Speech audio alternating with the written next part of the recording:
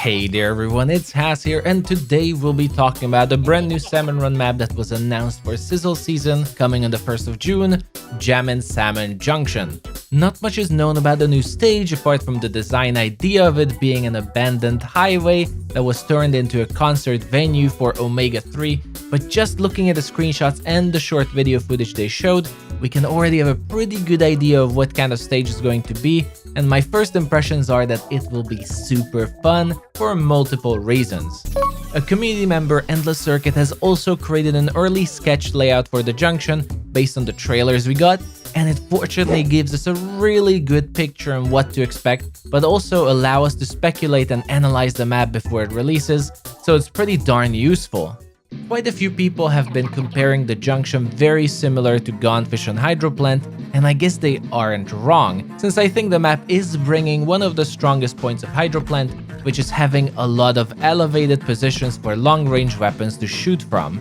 You can see it on this screenshot. On both sides you have quite long platforms that allows long-range weapons to shoot even as far as the shore spawns of salmonids, which is very similar to standing on the walls of Hydroplant, giving a massive advantage to all weapons to be fair and not just long-range weapons, so this one is already a huge positive.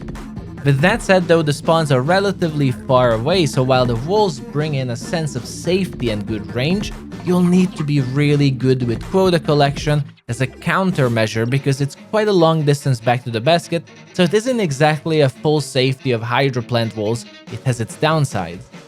Another really cool design around the map is also connected to all the little platforms that exist around it, but it is something that also confirms the designers very much know about the Flyfish bombing trick, and Jammin Salmon Junction is bringing in a bunch of new spots according to already showcased Flyfish spawns, where we'll be able to use our Splat Bombs to one-shot them near edges of platforms. If this is a trick you don't know about, if a Flyfish is low enough around the edge of a platform, you can simply roll a Splat Bomb near the edge, and its explosion will blow up both of the Flyfish tanks, resulting in an instant splat. Super neat trick to learn. I recommend everyone to practice this one as it's quite a game changer and it isn't as hard to learn as it looks like. It's more about looking out and recognizing the opportunity than it being hard to execute, and it makes a big difference.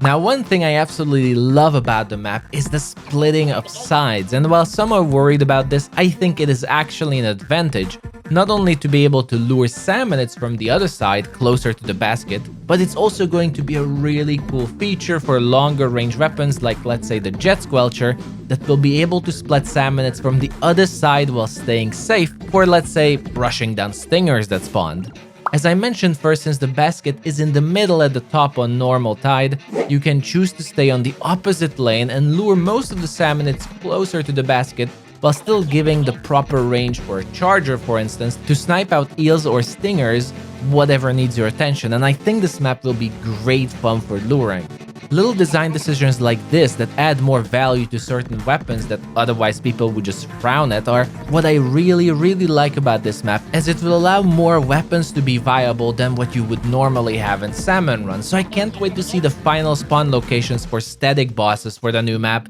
We will likely very much benefit from the split map design and should be a lot of fun.